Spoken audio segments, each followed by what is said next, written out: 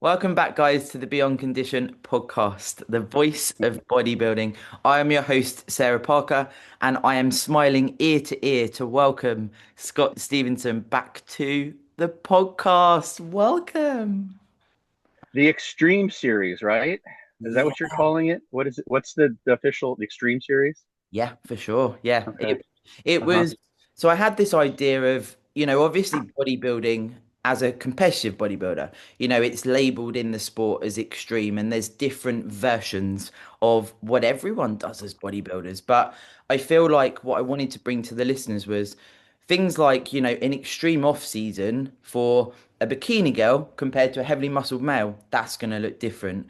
Extreme hmm femininity as a bodybuilder, as a female, what does that bring when you're pushing into the heavily muscled categories and potentially you're getting backlash and conflict for that.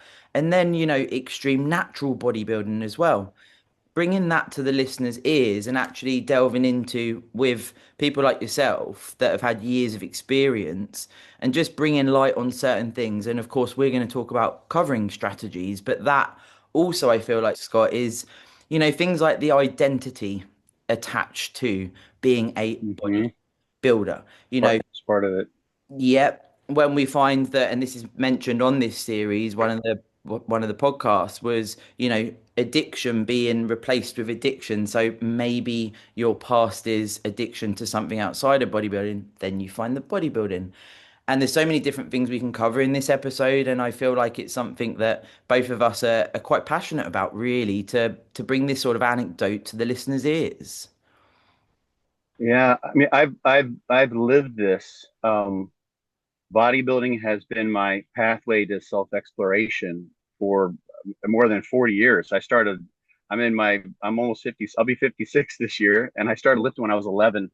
Wow. Right, so almost 25 years. I feel like I'm just kind of blabbing about myself, but it's important to contextualize this to see, that there I do have a broad, a big angled bird's eye view of this because I started off as a kid who just wanted to work out, right? And I was just naturally drawn to the weights, and I did that just because it was fun. And now I'm an old guy who's got, almost 25 years of, 40 shows behind him. It went through the academic rigor to sort of become quote unquote expert in the area, and I got both of my hips replaced a couple of years back. So I'm realizing, of course, that I'm not made of adamantium, or vibranium or what have you. Like I have just this one body to take care of, but I've experienced some of these factors, and and the psychological aspect is something that comes up in a lot of my podcasts, but I've never really kind of gone directly into that because I'm not a psychologist, right? But there are exercise psychologists, and there are exercise psychologists who have been bodybuilders or are bodybuilders. But I feel like I try to stay away from shit that I don't have expertise in. But in a way, I do have expertise in this.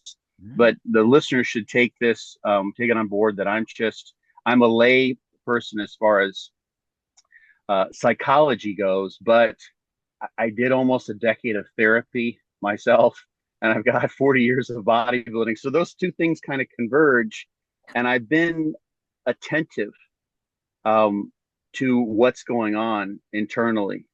So I've been mindful, and I developed mindfulness through bodybuilding. So that kind of is the source for the things that I thought would be cool to go into. Mm. Um, so this idea you mentioned, covering strategy, and for me that's just a term. Like, it's just something because I've been using it. I actually first learned that from my therapist probably 20 years ago, a few years into therapy. So this is a standard term that's used by many counselors and therapists and psychologists, from what I understand. So in the lay public, and most people say, oh, the person's got an addiction. They're addicted to gambling, they're addicted to alcohol, they're addicted to narcotics, they're addicted to sex. So that idea that the brain has some sort of a compulsive, there's a psychological and a neurological component, neurochemical component, and that keeps on bringing that person back to this repetitive, compulsive, quote unquote, addictive behavior that they can't keep themselves from doing. Yeah. And the idea of a covering strategy is that that behavior is something that the brain and the body and the person attunes to cover up, to hide away something that they don't want to look at, something that they want to avoid. So it's sort of it's a coping strategy. It's a way of avoiding something. So someone who, for instance, let's take your an alcoholic, and I have alcoholism in my family. Okay. We did Al-Anon as a kid because I had an alcoholic family member, et cetera, et cetera. So got a good friend who's been in Alcoholics Anonymous for over 50 years. So we talk a lot about this too. She's a bodybuilder as well. So we talk about the kind of the convergence of all of this. You'd love her. She's great. Barb, if you're listening, what's up? Hey, Um, hey. yeah. And, and so an alcoholic, for instance, a typical pattern would be when life gets rough, they reach to the alcohol. They go and they get drunk. There's a neurological, there's probably a genetic component, all those sorts of things. But instead of having the other coping strategies to deal with the alcohol, deal with life's difficulties, they go to alcohol because it changes their consciousness and the problems go away. Yeah. Right. And without that alcohol, then they would have to deal with whatever it is that they're covering up. So that's sort of conceptually what this covering strategy idea is about. I think it's important to recognize that. So I'm going to ramble here for a little bit, but we got kind of a double-edged sword here with bodybuilding the way I see it. First and foremost, I think bodybuilding is one particular pathway for self-exploration. It's a way to learn self-mastery. It's a way to maybe look at your fears and overcome your demons. It's a tremendous uh, challenge psychologically, physiologically. You have to develop psychological strategies for overcoming pain and discomfort, hunger. You can develop more self-efficacy and self-confidence. It gives some people also like a social identity, Yeah. a group that they belong to. Like, I'm a bodybuilder, this is my community, what have you. So there's all these positive things. But sort of the other side of the double-edged sword, the other side of the coin is this covering strategy thing. So that's what I thought we could kind of talk about. And feel free to interrupt me anytime. Like you touched on it with what this other podcast was, is that it can then become a substitute addiction. And for many people, it's the lesser of two evils, right? Instead of drinking, they go all out and they become just obsessive with bodybuilding, and they instead of taking in recreational substances, they're taking in performance enhancing substances, Yeah. right? So they go from one quote unquote addiction to another. So instead of doing drinking or doing drugs or gambling, all these things that we consider addictions, they go to bodybuilding, and you can go all in with. That's the thing about bodybuilding, is it can be all consuming, and it is quote unquote a lifestyle. So you can use it as a covering strategy during the day almost all the time.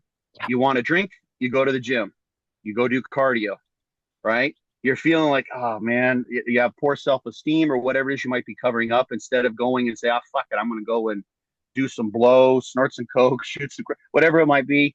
You go, it's like, fuck it, I'm going to get on another cycle. I'm going to get bigger and better for the next time. And this is kind of a worst case scenario, but I would imagine that this probably resonates with more people out there than is often really accepted. This is something that I think that is probably, I would say, with at least more than 50% of the competitors, one partial component. It's not necessarily not that all bodybuilders are just drug addicts in disguise, right? Yeah.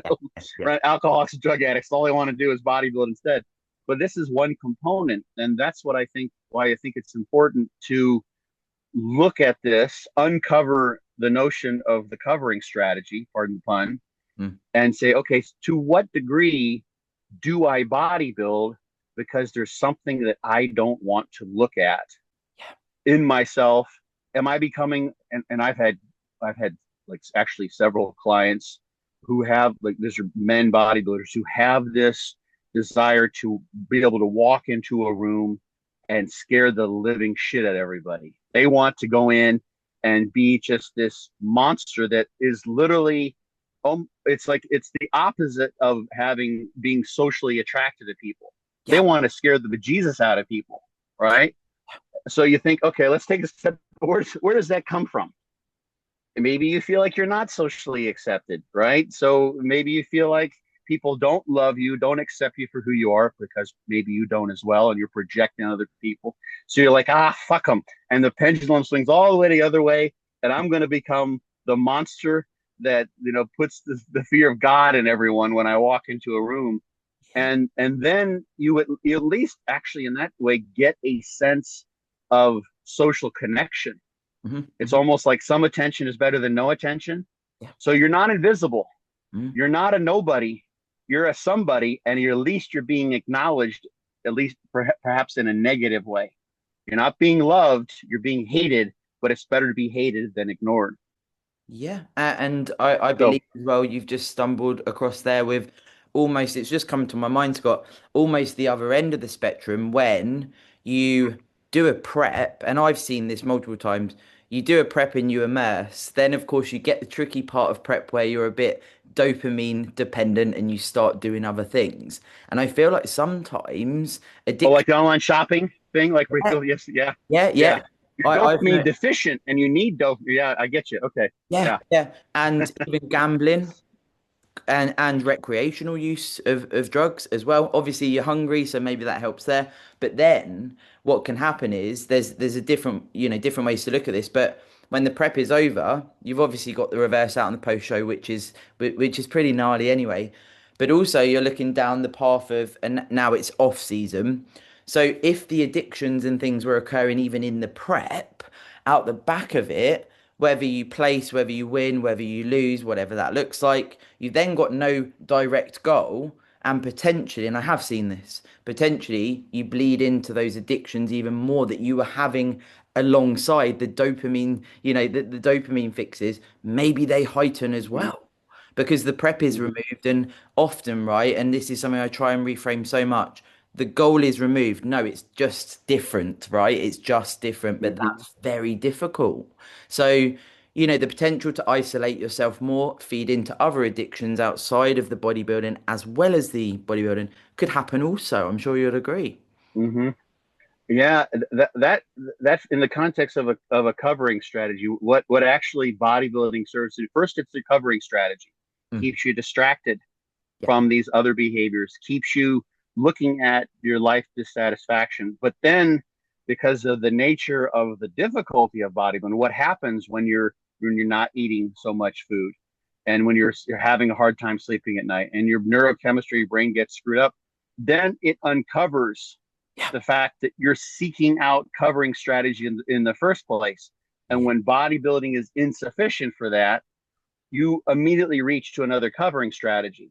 Hmm. Um, yeah, and this is, I mean, this connected to this, of course, is eating disorder. So an eating disorder um, can be very largely connected. I mean, people will choose bodybuilding, which is call it orthorexia, call it disordered eating. Hmm. It's definitely not free and intuitive eating when you're trying to diet down to the show.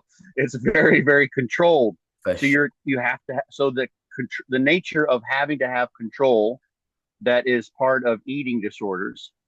I can binge and purge, or I can just not eat, and then I have control over my body.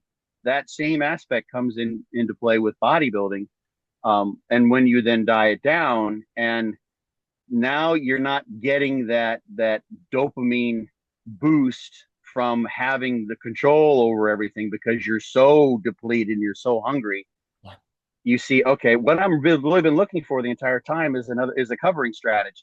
Yeah. I'm not doing this because, and let's just look at just to make, because this is a subtle point, and when you're lost in it, it's basically something you can't see. If you're in those 4 weeks out, you can't see what's going on. Absolutely. But as an like from the other perspective, there's someone, let's say, who doesn't isn't is bodybuilding because they love the process and they're enjoying what they're doing, and they're realizing, okay, I'm hungry, but they're coming up with cognitive strategies, food related strategies: drink more water, make sure they're hydrated, eat foods that are more filling, fiber, all these, and they love playing with those, turning those dials and playing with those things and solving the puzzle. because that gives them a sense of self-efficacy, and they're learning how their body operates, and they're learning psychologically how to go through the valley of pain and come out on the other side, right? So as that person gets closer, like, okay, this is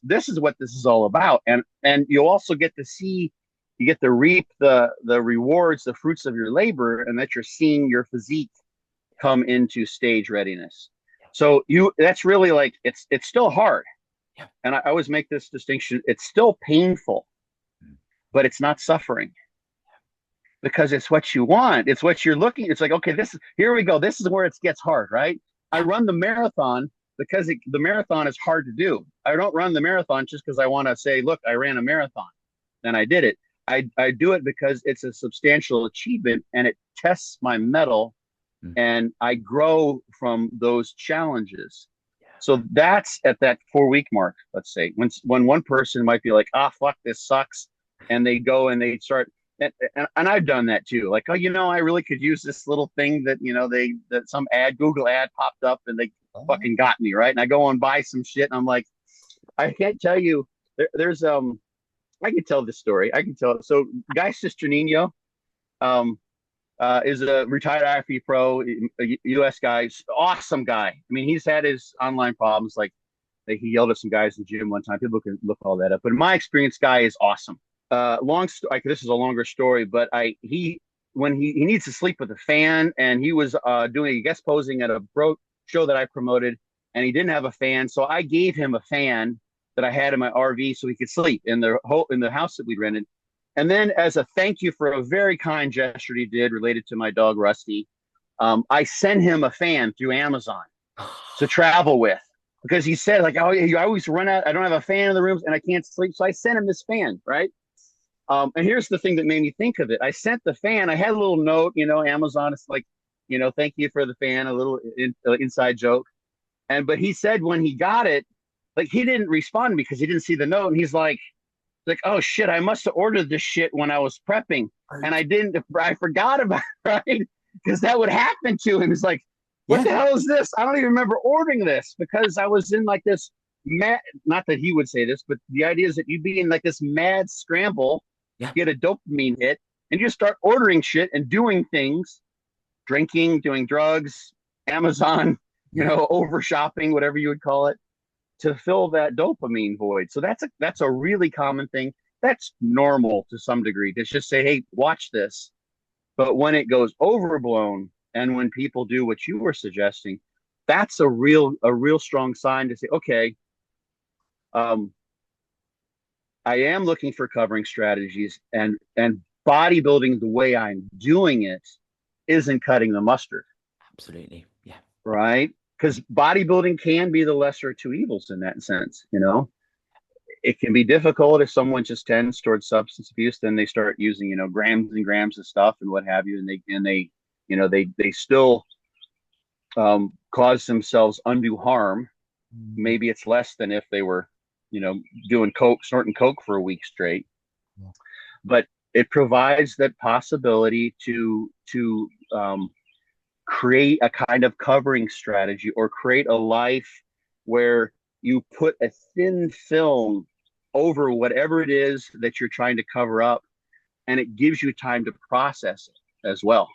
Mm. Um, it gives you a chance to look at it. So let's say you get into that situation where you're 5, 6 weeks out and your dopamine levels are in the gutter, and you're like, God, I really want to go drink, or I really want to go and get on dating, call an escort service, the same as a sex addict. They do want to do that, or they feel those urges. Then bodybuilding has shown you clear as day, and given the opportunity to say, okay, that's something I can work on. Now I know. And it's going to keep on coming up until you get to the root of what it is that makes you want those things, and makes you dissatisfied with the way things are otherwise. You need a covering strategy. I feel like you sort of on there that it's like, and this is what I love about preps, and I know you're the same. It You get to that sort of 8, 6, 4 weeks out, and it's stripped you. like it's stripped you down, right? So physiologically, things are starting to potentially skew. Your brain is like you haven't got the food there unless you're a genetic freak. I'll caveat that. But you haven't Yeah. got the food there. You're pretty much over exercising. This is where we go into the realms of it being more extreme. There could be markers going off from your bloods. There could be relationships that are struggling. There could be even work life that's struggling. And I say I love it because it's that point when it's stripped me back. I start to see who I really am. Now I get off on that. Hmm. I get off on that because when I have then these, like, you know what it's like, right? You're at that point and you can sit there staring forward and you're like, I don't really know what's happening right now because you're literally, there's nothing going on. But then I will have, Right. I will have in this time almost epiphanies and thought processes that I don't believe would have come if I was well fed and I was well. Absolutely. And that's what I love that. And I've made and this is the thing for the listeners. I've made some big decisions at that point in preps, which in hindsight would have been better to maybe contemplate and do it after the prep and do my shows, etc. Like getting divorced. Right. Divorced 4 weeks out is not an ideal Huh. scenario, Scott. And I did not bring my best physique to stage. However, I had such an urgency. I had such a light bulb moment, an epiphany. I was like, I've got to leave this marriage. That's it. And I literally, Yeah. that was that. It was done. But you get those like, and this is where I say for the listeners, maybe don't act on it when you're at that point, but Right. allow yourself to think about these things. But I'm sure you'll agree it can be quite scary when you start to question relationships, whether your work life is where you want it to be, whether bodybuilding is even for you. It's quite daunting, I believe. Hmm. You know? Yeah. That's part of the purpose of the challenge, the way I understand it, is to allow yourself to be stripped bare in a way that you wouldn't otherwise. Um, we don't have, at least in a lot of Western society, we have some things that kind of border up against that, border up on that, but we don't really have rites of passage, Hmm. like you'll see in a lot of preserved, like Aboriginal cultures, um, where you to go especially for men, going from being a boy to being a man, there will be some very, very life changing, perspective changing, transcendental experience that you would go through, right? And that, like, there's a book that I read a long time ago. It's a very cool book by a guy named Andrew Weil. He's an MD. He's an alternative medicine practitioner, but he's a Western MD. He's one of the first guys to really sort of kind of bridge those two things. And he actually did research with Timothy Leary. LSD. Timothy Leary was the person who put LSD on the map, basically. Okay. Um, Ooh. yeah, you can people can Google him and figure out, like, he was big on uh tune in, turn out, or turn, what was the phrase? Basically, like, just get on LSD, shift your consciousness, and you'll see what life was really about. And a lot of people started doing recreational LSD, and because of that phenomenon, legislation was passed. You'll find this in the book How to Change Your Mind, Michael Moore.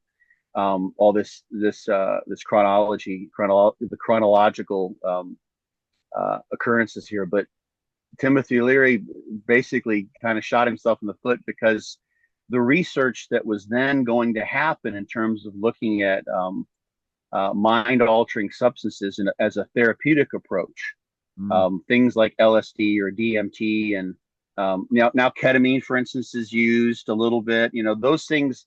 That research line was well underway in the 70s, and then it kind of came to a screeching halt because the government's like, everyone's wanting to do LSD, like, this is out of control, so they stopped it.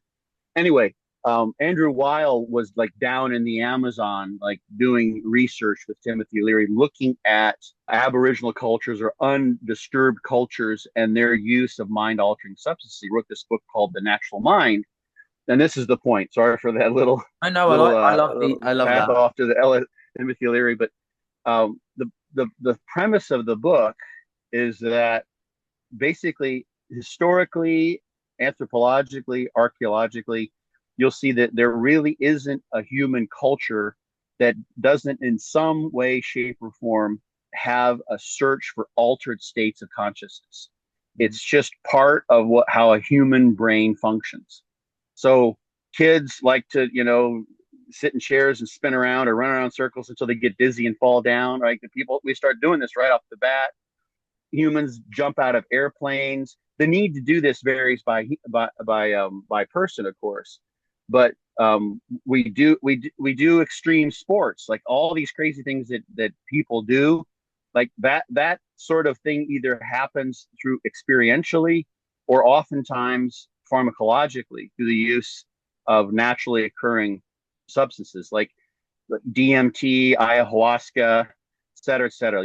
People can go down that rabbit hole. That's look up Terence McKenna and you'll find some interesting thoughts there on how even humans got to be with this. There's this stoned ape hypothesis that he has. So anyway, that's a whole different topic.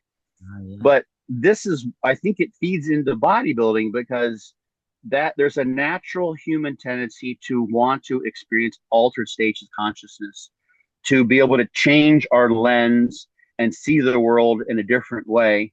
And in millennia past and epochs past, that could be associated with some sort of traditional um, uh, change of life or some sort of a communal activity where everyone gets together. And this is what we do with alcohol, Yeah. right? Everyone gets together and gets drunk, and we fight, we have fun, and we party, and we bond to some degree. But Yeah. alcohol isn't always used in that way anymore. But we still have that drive to shift our consciousness, and bodybuilding does that.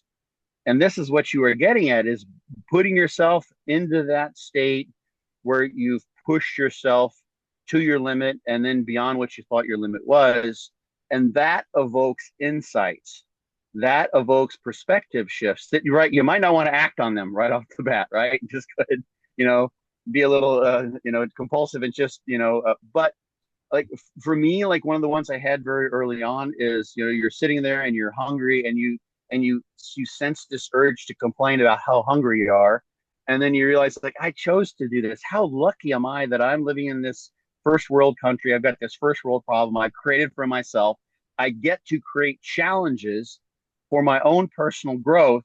Whereas throughout the course of much of human evolution, the challenges were brought on by nature, right? Or the challenges are just in getting past the age of 35, right? And not dying from who knows what, right? So we're really lucky, but I think it's in our human nature to want to alter our state of consciousness, and bodybuilding allows us to do that. And part of the fruits of that are these insights that we can have, like, oh shit, I keep on wanting to go get high, or I keep on wanting to go have sex or gamble or buy everything I can find on Amazon, run my credit card dry, or use more drugs. Or the classic one too is like, oh shit, I'm not going to be ready. I'm not looking the way I want to. You have also this expectation you're supposed to look like Ronnie Coleman or, the last Miss Olympia winner or whatever.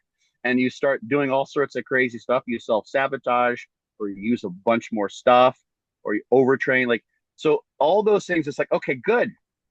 Yes. Yes. Now I have uncovered through the use of my covering strategy the thing I've been covering up. And that's some sense of insecurity, lack of self-esteem, lack of self-efficacy, and not being okay with the fact that, you know what, I'm going to do my damnedest and I might just place 10th out of 12 people, but Mm. that's okay. Mhm, mhm. I love who I am. I love me. I'm lovable and I'm great. And my value doesn't depend upon whether or not, everyone thinks I was the most conditioned dude on stage, or, I had the best physique in whatever division I compete in. So those things they're beautiful gifts, right? That can come. And you just, if you, the question is, what do you do with them? You take them on, and use them, for your own personal self-development, which is, I think, is the reason why we're here on this earth, is for each of us to have our own process of self-manifestation and uncovering and peeling the onion back to figure out who we are. So yeah, those are beautiful things. And some people they just get back they stay in the cycle of just repeating with the covering strategy or adding more covering strategies. But it's there. can lead a horse to water, but you can't make him drink, as I they say. do.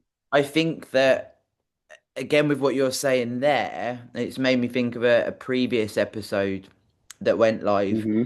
and IFBB Pro went to the Olympia, etc. Aaron, really, really nice guy. And we've done multiple pods now, and it's really nice because we've formed a relationship where he's, becoming more open on the podcast. And it's really cool because we've spoken about therapy and things. And this is something, as you know, I promote with talking from a male, perspective as well with therapy, because that can be, and that would be something we'd speak about today.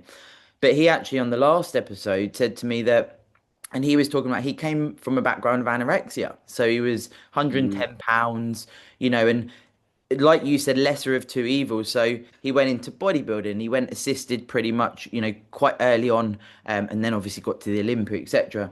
But on this podcast episode, it was extreme off season, and you're like this because he said, I could have done more in off seasons, but the anorexia from before and then getting into bodybuilding and wanting to stay lean, he didn't push as much as he maybe could have because he Hmm. preferred staying lean. But then he's realized that now, looking back on sort of 20 plus years of bodybuilding, right? So now he's Hmm. retired from competitive bodybuilding, still very much a bodybuilder, looks fucking phenomenal. But he's having this reflection here. And this was Hmm. and again, it's a Right. it's a lesser of two evils. It's a covering strategy, and then he's think, could I have pushed up more in an off season? But I didn't want to because it was in the back of my mind. I like being lean. I've struggled with Hmm. pushing up, so even in Hmm. the phases can show, can't it? Whether it's pushing up, pulling down, you can see where people have that. They don't like the certain phase for whatever reason it is, and it can often be related to your background and why maybe you got into bodybuilding as well. Of course, everyone's story is unique and special. It's interesting. It got me to thinking. This is a little bit. It feels a little bit off topic, but what what is going on here in sort of in the grand scheme of things is that, like, for instance, in his case with wanting to be lean, um, we're all searching for happiness and sort of freedom from suffering. Like, that's kind of the big deal. We want to feel happy and feel, and there's sort of, and I'm stealing this a little, and I would recommend for folks who want to look into this more. There's a Buddhist monk from Germany, Shi Hung Yi, Shihengyi, who people can look up. He does things in both German and English. And he and another monk that is there at the monastery, they talk about in a one in several interviews, actually, several in German. There being sort of two, and these aren't their ideas. This is just like the last time I heard this. I've heard this many times before. Is there are sort of two forms of happiness? There's conditional happiness, and that's what we look for with bodybuilding. Conditional happiness is, wow, I wake up in the morning and I'm shredded and I look awesome. And when I look and I have, shredded glutes, and that makes me happy. Right. Or I look at the scale and it's heavier and that makes me happy. Or I like the way my butt looks. All these things that we hope to manipulate in the world around us and in the conditions that we create for ourselves. And that could be in your physical self. That's still something external to who you really are. So those are all, it's all conditional happiness. So you buy more stuff on Amazon, you get a nicer house, you get a nicer car, right? You get nice clothes, and that is something you have to continually feed. It comes and it goes. Like, Christmas is one of my favorites. Like, you have, like, and this is the neurochemical nature of this thing, is the dopamine levels go up when you're about to get what you're trying to get or what you want, and then they drop when you get Yeah. it. Oh. Yeah, I know. And that's evolutionarily programmed, because if you went and, let's say, I'm hungry, I get my food, and then you get your food, and then you never had drive to go get more food or get more water or get the thing you want, then you would just be overly satisfied. And probably those humans who were like that would just kick back and rest on their laurels, like, yeah, I got some food yesterday. It's like, no, you need to want food every day. You need to, once you get food, you eat it, there should be, or you get whatever you're looking for, needs to be a continual renewed cycle of dopamine highs and lows to keep you going after new things. And that's how we live our lives today, is like we keep wanting new things. We want these conditional sources, largely external happiness. And our bodies can be that as well in a bodybuilding context, right?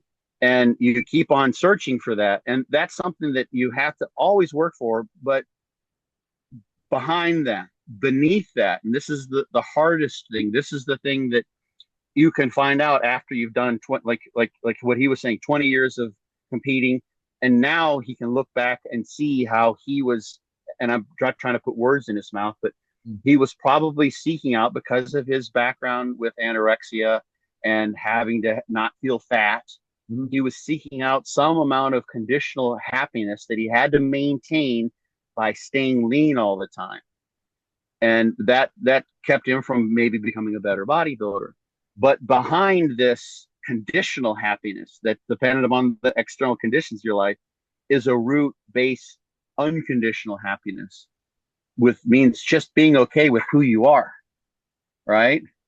um and you see that contrast then when you get into those, the last few weeks of a show, and all of a sudden you start like, like, I'm not happy with who I am. I need to gamble, I need to do drugs, I need to buy stuff, right? You start seeking out these things, which would be, thought of as addictive behaviors.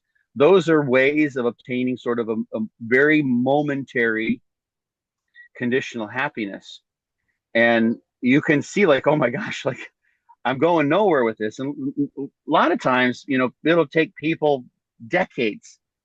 They won't figure out, until they're 50 or 60. It's like, oh shit, all that time I spent trying to get more and more and more money. Um, just as an aside, but it's one of the things that keeps on coming up. We have so many billionaires now in the world.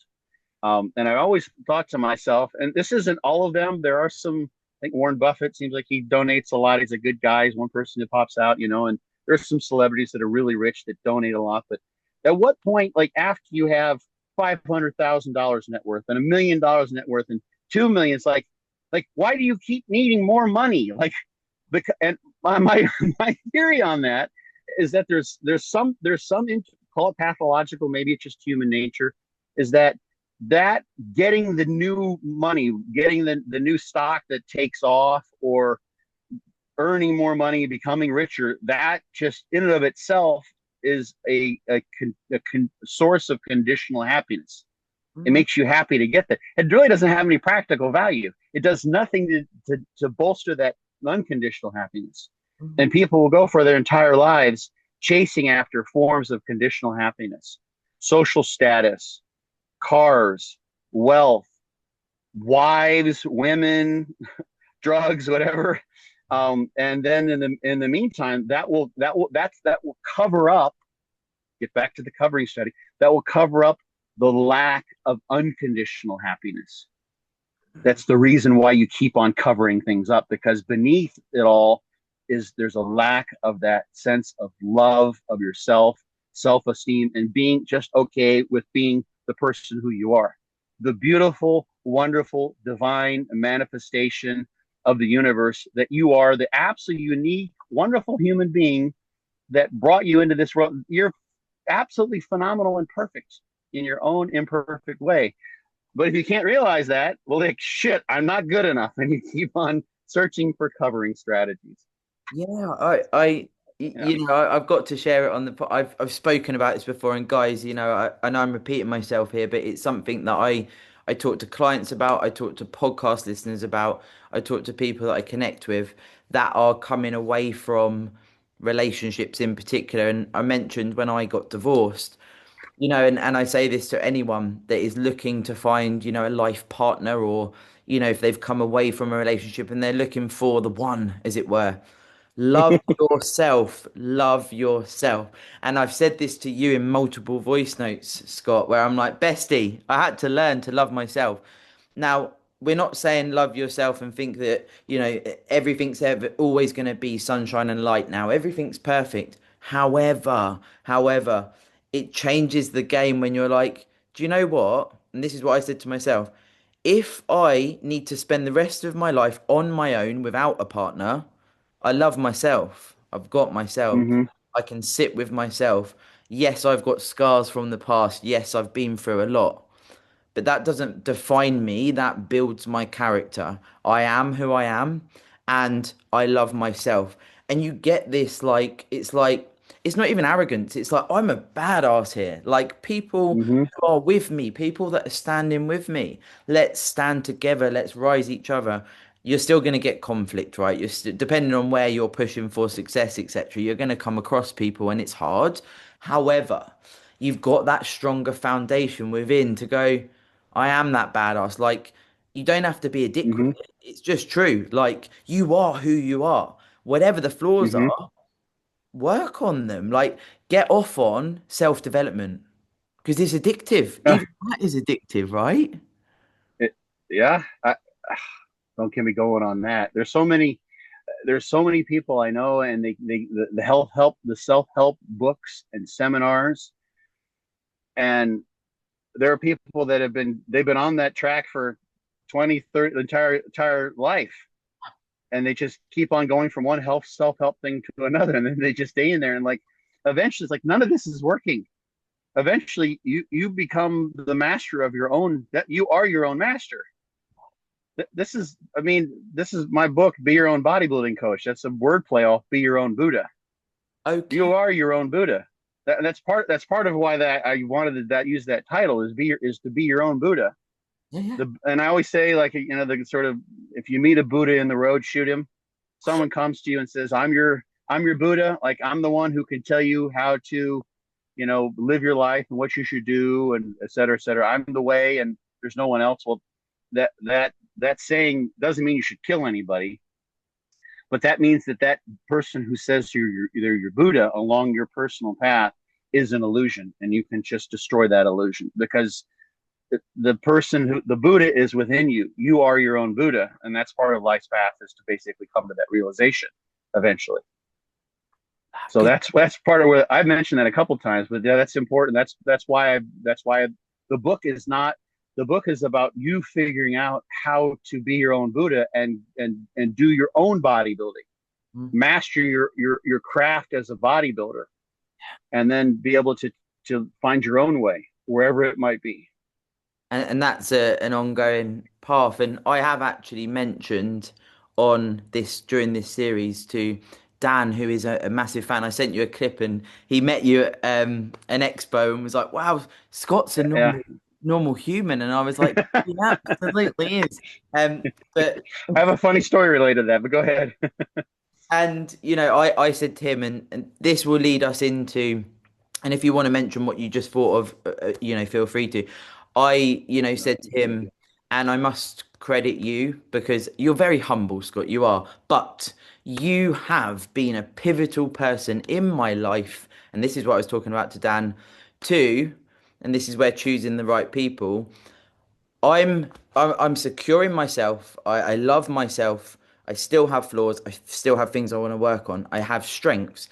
You will call me out on my bullshit, and you will Hmm. keep me accountable to being that person that I'm saying I am when I start to potentially, I start to try and save people, and I start to try and do things that are Right. Right. detrimental to myself. So the reason I Hmm. give that example for two reasons. One, finding people that aren't yes men, finding people that know who you are and want to hold you Hmm. accountable to that. Because I can tell you, whenever you have said anything to me, I know it's because you give a shit about me and you want me to grow. So finding people, but also being Hmm. able to know, even if you've reached that point where you're like, yeah, I've got this. It's not just plain sailing, guys. It's like Scott's saying, it's the rest of your life, this path of self-evolution, because you can Yeah. slip back. You know you can, Sure. for sure. Hmm. We're It's human, right? Yeah. These things. I mean, take the person who relapses. If we go to that extreme of someone who's got really highly, you'll just have to keep on working, keep on pushing. The thing I was going to say, and it's related to what you were just saying in various ways, is that bodybuilding can be very sneaky, because it's this path of self evolution. And as your physique grows and as you become a better bodybuilder, you gain all this recognition from other people. And you can then start to develop a very solidified personal identity as a bodybuilder, as that physique, as things that are external to who you are and what you are. And then you will have people like you're talking about, yes men or yes women, people coming at you. It could be everything from, there are those women who like really muscular guys, like And the other hyper way muscular. around There as are well. there are Yeah. some, yeah, there are some. So because you're now extraordinary in that way, or you've got in the bodybuilding industry, it wouldn't be the first time that you've got some kind of slimy businessmen that want to take advantage of what your selling power could be or what have you. You then have a very extraordinary identity, and that can be as far as dopamine levels go, and um, as far as tricking that sneaky little ego, tricking you into thinking that that's what you are behind it all.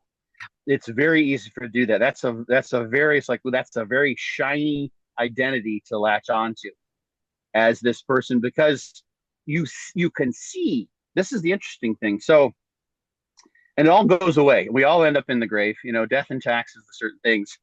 But when someone has been really, quote unquote, religiously pounding away as a bodybuilder, and they're very, very advanced, you see that. And so you're, to some degree, people have a sense, whether they're even consciously aware of it or not, that this person has achieved something extraordinary. And like the comment that I would get all the time was like, wow, that's a lot of discipline. You probably got like a lot of discipline, right? I could And never I'm do like, I'm that. just right. And it's like I'm not really disciplined. I'm doing what I want to do, right? I know what you mean by discipline, but so people sense that in you, right? So the acknowledgement from the world around you is then hinged upon having that physique that demonstrates the things, that the internal goods that you've maybe accumulated through bodybuilding, the discipline that you've had, or the persistence that you've had to have, and the fortitude that you've had to have over many, many years to create that physique. And then it's like these are your laurels, right? And it's evident in the physique. And then your identity becomes latched onto that because you've got this dynamic between you and the people who are acknowledging you. And then if that physique goes away, you injure yourself, you get sick or whatever, then you've now hooked your identity onto a physical form that is very, very transient. And that could be a very that's a difficult path to go down, because that can be a one-way street, and now you'll have to backtrack, and that's can be very, very painful. And I'll just add this, because this was one of the first times this was really clearly, this idea was really opened up to me, was when in the late 90s I was doing and early 2000s I was doing postdoctoral work after my PhD with individuals with spinal cord injury. So I was at the Shepherd Center in Atlanta. It's a specialty center for spinal cord injury and brain injury. So I was doing research there. We're doing body weight supported treadmill training. Very, very cool strategy to sort of retrain the spinal cord. You try to bring folks in immediately after their spinal cord injury, before the muscles have atrophied. And there's a sort of redundant gait program in the spinal cord. So normally you think, okay, if you want to walk, then you think I want to walk, and you start walking. But there's some really cool research, for instance, with cats, where you can have cats that have no neural connections between their brain. You put those cats, support them above a treadmill, and because the proprioceptive information coming from walking on the treadmill, once you get them going, they will have a gait pattern. And you can actually train that gait pattern, and you can actually do stuff like teach the animal by putting an obstacle that would trip it up, and you trip it on one step, and then it will actually lift its leg up higher the next time. Oh, So there's an acute memory that's stored in the spinal cord, not in the brain. It's not like, oh shit, there's something I need to step over. The cat's consciously aware of it. There's no connection. Anyway, we were using that, and the thing with this study is that we were bringing in subjects as soon as possible after their spinal cord injury. So here I am. I've been competitive bodybuilding, and I'm focusing on that, and I'm learning so much, and I just finished my PhD. And so like this is starting to form my identity. I'm like this quote unquote gathering expertise, and my physique is developing. And then immediately, boom, the world says, here's what can happen to you. And there was one woman, for instance, I'll never forget, because she had such an amazing attitude. At least when she was out in the public, she may have been crying her eyes out at home, but she was in an accident. She was married. She had two kids. Her husband and both her kids were killed in the accident, and she was left with a spinal cord injury. She's in a chair, you know. All of a sudden, everyone was gone. That's all she had, and she couldn't walk, right? And it's like, it's just, there was a young kid who came into the study. We had a crazy, I could tell you stories there, but, and he was on the wrestling mat, and mishap, wasn't intentional. His spine got broken. He had a spinal cord injury.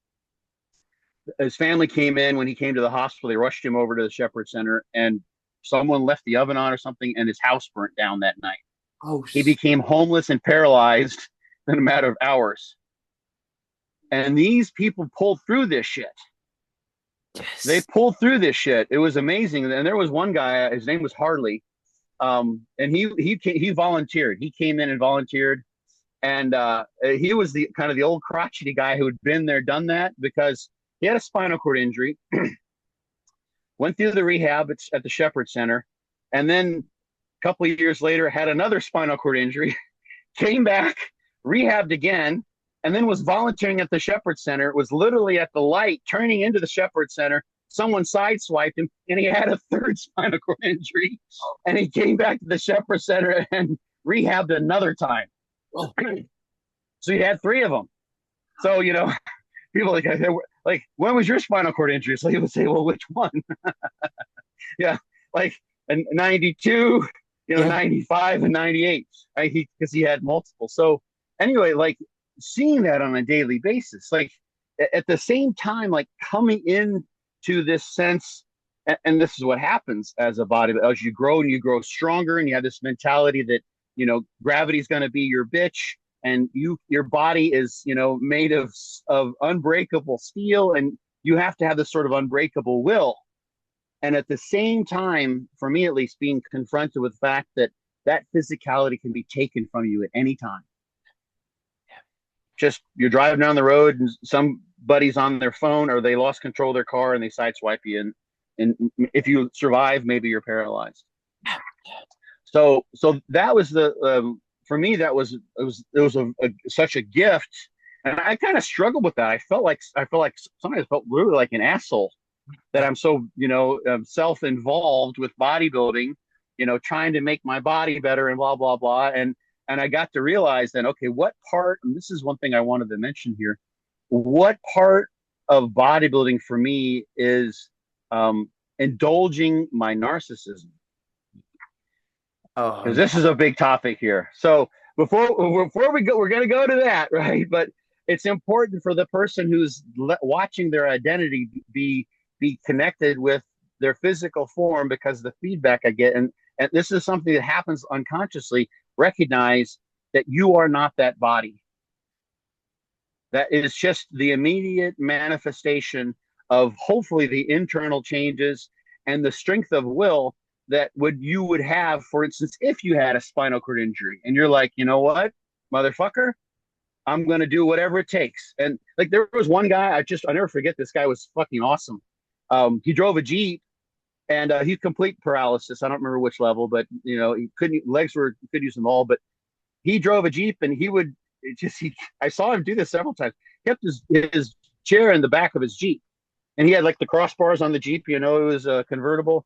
And he had it set up so that he could drive with his hands, totally legal. He'd park his Jeep. He'd fucking like just orangutan his way, like monkey bar his way to the back, one arm, hold on, pull out his chair, flip his chair open, throw it on the ground, plop down into his chair, and scoot his ass off. yes. He was completely independent, right? And he didn't have that ability. Maybe he was naturally sort of athletic. The guy probably could have done 100 muscle ups, at that point. But he figured out, and he was in a chair, but that was the only difference in terms of his ability. So, Mm. so that's something to consider too, as the identity is sort of being connected with your physicality. Is what if what if it all went away, right? Um, and keeping that in mind, I think helps prepare people too for the eventuality that at some point, and not everyone does this. There are guys that I think, and unfortunately, there's lots and lots of stories that never make it to the news of guys that are in their late 40s and 50s who are staying full blown on the PEDs, and they have an early demise. But at some point, the bodybuilding career and the bigorexia, right? Yeah, The bigger. huge monstrous body. If there's bigorexia behind that, that's the sort of the catchword here. Um, that will you'll have to say goodbye to that unless you just want to continue. And some people, that's their identity, they're going to stay there, and that's totally fine too. That's what you want to do. But it's nice to have that option to say, you know what, I choose to try to do everything I can to live longer, and I'm going to let go of this identity of having the big huge bodybuilder's physique.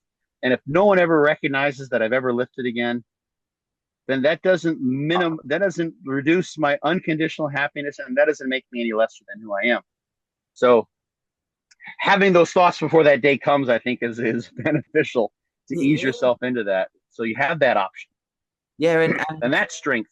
That's strength in my mind. Yeah. Sorry. strength of mind, right? Like it Mm-hmm. is. And you've obviously mentioned at the start with the double hip surgery. And it's, when you do have surgery, when you have life altering circumstances, and that could be a personal life thing, right? Like this could be a death in the family, this could be anything that happens. You, again, like the analogy of when you're at the tail end of a prep, you can expose yourself to who you are in those scenarios because you are Mm-hmm. challenged from something outside of bodybuilding and also something that is out of your control. Who are you when you're backed against the wall? Who are you Mm-hmm. when things aren't going as you planned? Because that's the lack of control there. And again, that feeds into addiction, food disorders, any of the things that we've touched on in relation to control, that's Mm-hmm. often a part of why bodybuilding becomes something that is so precious to you because perhaps before bodybuilding or even during, you haven't had control of your life. You haven't had a say. You haven't had the option. Now, obviously, you mentioned about how could even that and everything we've spoken about already feed into then narcissism or over control or actually branch out into the rest of your life where you become someone that is not very nice to be in a relationship with or someone that is Mm-hmm. playing games in relationships because you can come from being a nobody, you get the fame, you get the control, you get the validation, then you're maybe going further than you ever thought you Mm-hmm. would in regards to further away from who you actually were there in the middle, almost like that Mm-hmm. person that loved bodybuilding, that was grateful for the validation, that felt, wow, I'm seen. We lose that with almost this fame, isn't it? Mm-hmm. Yeah. There is um, bodybuilding, competitive bodybuilding, to some degree, the nature of the social media environment that we live in now. it has it has normalized narcissistic behavior to some degree. It's okay to post pictures of your of and look basically say, look how awesome I am, because that's what bodybuilders do. And so what's important here, I think, is intent. Yeah. And this is like this. There's so much about this, I think, that goes missed, at least in the Western mindset. And it was something that really was impressed upon me when I was training to be an acupuncturist. So, whether it's woo woo, or I think it probably has to do with things like Rosenthal, where experimenters can impact subject performance during studies if they have a particular knowledge of which condition, for instance, they're in. There is a psychological, Rupert Sheldrake would call it a morphic field. There's a psychological connection. People can look him up. He's a friggin' awesome guy. He was one of Terence McKenna's buddies back in the day. But your intention makes all the difference. And I'll steal from Shi Hung Yi that the in one of the interviews, the thought or the question was, it's like, okay, you're talking about this sort of mindfulness and not being swayed by external circumstances. And what happens, for instance, when you're in an emergency situation and someone is attacking you, right? There's different ways that people can react. There's our physical body, our programming as humans would say, oh shit. And anger and rage could be met with rage, right?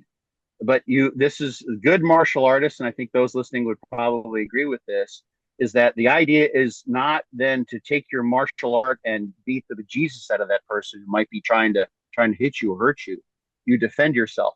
And your intention is to de-escalate the situation.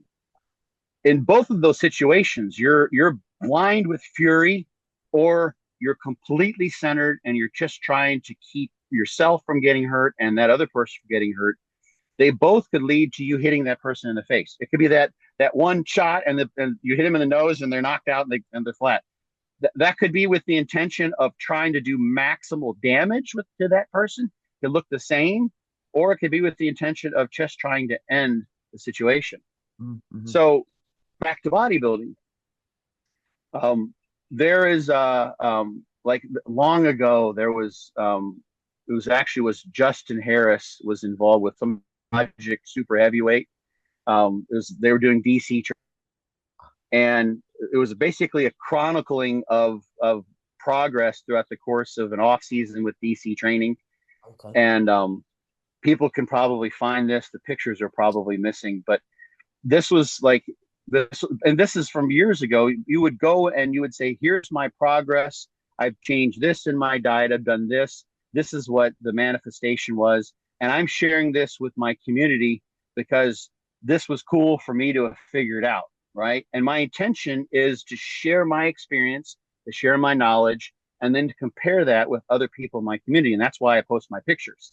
And that would happen in the context of a discussion board where you had long form discussion. You might have a diary or your personal log where you're writing everything down, and people can say, "Oh shit, I see what you did here." And so you're doing skip loading, right? And you're carbing up, on the weekend, and you're extending those carb ups as you diet down, whatever it might be, right? And there's some logic, it's a systematic approach that you want to share, and the manifestation is what you show in those pictures, right? So that's kind of one end of the spectrum where like you're a technician and you're a lover of bodybuilding, and you're trying to explore how all the internal mechanics of nutrition and training, maybe PEDs, come to fruition and how your physique changes. And then there's the person who and I'm going to just take they just go to a different forum and they just post pictures and they say, "Here I am, 4 weeks into my off season," right? And I'm like, "Well, you just competed 4 weeks ago and you look awesome." You just say off season, right? And you're still at 5% body fat. And there's no background information, right? You're just like, you look awesome. And then you get like, "Holy shit, are you a pro?" Blah, blah, blah. You get all this feedback, and it's just a form of self-glorification. And it's in the bodybuilding. That's what bodybuilders do. It's just like if someone like they work on muscle cars, right? Like, look at the new paint finish I put on my, Camaro. This antique Camaro. It's like, okay, I like that. I like how that, shines in the sun and like blah, blah, blah. That makes total sense. But in this case, it's your body with no information. It can be just pure narcissistic behavior that's sort of cloaked in the context of, "Oh, I'm just a bodybuilder showing my physique." But there's nothing behind that other than potentially, in this, I'm going at the one end of the spectrum, just a narcissistic person who needs to get everyone telling him that he's awesome or she's gorgeous or whatever, right? And you probably see this, tell me if I'm wrong, but like a woman, for instance, on Instagram, if she's attractive, fit, if she posts a picture, she can be guaranteed to get hundreds of schmoes coming her way. Like it's just, and it's like sometimes I wonder if there's some women who, I think there are women probably who feed on that. They want that. And then I know there are many women who are just annoyed all to hell because they have the right intentions. They just want to say, I'm so happy with the progress I've made because my diet was easier and I did this and this. And then you got 1,000 schmoes, with the googly eyes and everything coming in. But my point is, we have a large spectrum, but to some degree, and some of us might not even be aware of that. There can be a narcissistic aspect of our personalities, which is getting satisfied by posting pictures online and doing bodybuilding because you do get put on a pedestal by people as a bodybuilder because your physique is so extraordinary. And I will say this because this is something I thought of earlier that's important is that I've seen this phenomenon where someone, male or female, is in relationship with a narcissist. And so that dynamic is the narcissist just gobbles up all that energy, and maybe they love bomb and those sorts of things, but the narcissist is getting all the attention, and the person with the narcissist, who's codependent, so to speak, with that narcissist, doesn't get any love or attention. And then they get out of that relationship, and then they have their own narcissistic tendencies that need to be met. And then they become somewhat narcissistic themselves Mhm. because they've been depleted by being with a narcissist.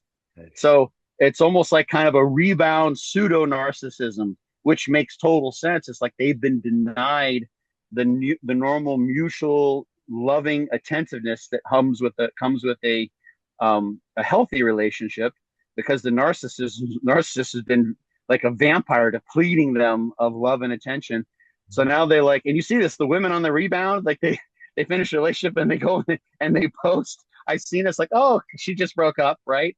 Or guys do the same thing, then they need that attention. And there's the narcissistic component there. So very situations where sort of under a background narcissism can be feeding your bodybuilding behavior. And I think that's there's narcissism and you're covering it, to go back to the covering strategy, with bodybuilding behavior because it's normalized and it's totally normal to post pictures of your body as a bodybuilder. But intent, what's behind that, I think, is the most important thing. The pictures could be the same, but the intent could be very, very different. And narcissism could be one component of that intent.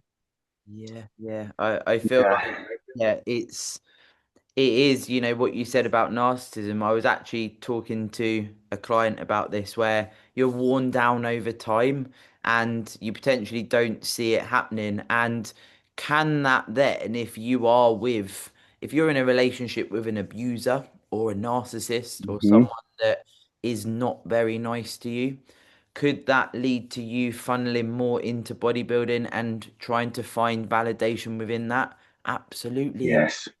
You Yep. know, and it's the thing is, when you are in a relationship like that, that you are being worn down and you're what they're trying to do is wear you down. And then, you can get so worn down. And I know this from, friends, clients, etc., where it's like you can get to that point where you feel so low that you just want some love, that you might post a photo and crave some likes, and Yeah. then that's like, wow, at least someone's liking me for the bodybuilding. But then of course if you're with an abuser or a narcissist or someone that pushes back and tries to take you away from the bodybuilding, people end up coming away from bodybuilding, people end up quitting bodybuilding because you shouldn't be doing that. Why are you showing your body? That's very, very Mm-hmm. common, Scott. It's very common. Yeah. I've seen it. Yeah. It's it just reminded me. I had a couple female friends who like they openly admitted they would do this. Is when they would had ended a relationship or in one of those low points, they would put up a profile on a dating site Yep. just to get the likes, just to get like a little self esteem bolster, right? Yeah. Yeah. Um, yeah, and women, beautiful women with extraordinary physiques, like I mean, gosh, how many you probably like you can't avoid it online. Like you post a picture, and it's like it just comes rolling in, right? So it's like automatic. And even I think, you tell me, I see those posts, and like sometimes things are written in Arabic. You don't even know what it is, right? And these are some of these, maybe they're bots to some degree. The posts are, it's such empty feedback, right? Someone you don't know, they're just saying, wow, you're gorgeous, whatever, blah, blah. It's really nothing. There's no limbic resonance. It's not someone who looks at you and meets you in person and looks you in the eye and says, so I have a strong sense of what you're doing is so impressive. You go, girl. That's just badass. I'm just like awesome. And you really realize that they've connected with you. They have some understanding what you did. That's so far from that, from something that really gets, hits your emotion. But we become more and more with all the online interaction that we have, text messaging, social media, etc. Our brains are being, especially younger people who were literally born into using cell phones and social media, interact with our brains are becoming conditioned to see that as real. Imagine, like, I just thought of this. It's a sort of thought experiment, but imagine if this is a horrible experiment. This is a horrible experiment. But imagine if, like, this is something like the Nazis would do or something. But imagine a scenario you could do something where you use like virtual glasses on a child, and the virtual glasses filter in the incoming images and turn them into cartoon images, right? Or something that they cartoonize the images, right? And that person was programmed to see the world as virtualized images. Then that person would understand the world through cartoonized images. Mm. And for instance, you see this. There's problems with young men, for instance, who become porn addicted, and they become porn addicted to images that are of women that there's like women like that don't exist in the world. They've Absolutely. just upped the ante, and they've got these photoshopped, or even I think probably video shop, or there's AI. They're AI women who they will say, and like, it's completely disconnected from reality. That's an extreme scenario of what I'm talking about. And actually, like, there are studies with young children who spend a lot of time with digital devices, who they've actually done these studies, and they ask them to identify objects that they have seen on their digital devices. Like the one example that I remember hearing, this was in a presentation by Manfred Spitzer, a German neurologist and physician, and the children can identify objects like a bus when they see it on their screen, but they can't identify a bus in real life, because that's where they've spent so much of their reality imprinting time, is with a screen. So anyway, that's the trap with bodybuilding, especially if you live somewhere where there isn't a large community of bodybuilders. You don't, like, your gym doesn't have a bunch of bodybuilders, so your community becomes an online community. And I know this from experience. I was online like in the 90s at the big bang of the internet. Like, I was on the discussion boards and news groups. So I've seen how people can literally find their reality, and it can be a very deceptive reality, a distorted reality online.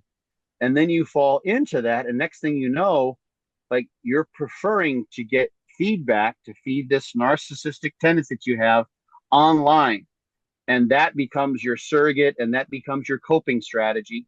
And you become sort of quote unquote addicted to getting online feedback to bolster your sense of self-esteem.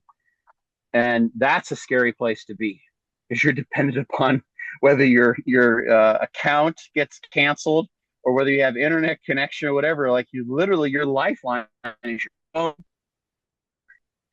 And when it gets cut off, it's like you're gasping for air, from a identity standpoint. So that's something to watch out from this, from in the case of this narcissistic tendencies, is they're very easily fed in the bodybuilding context, and very easily fed, I think, especially for women, can fall prey to this, because the men will just clamor, right?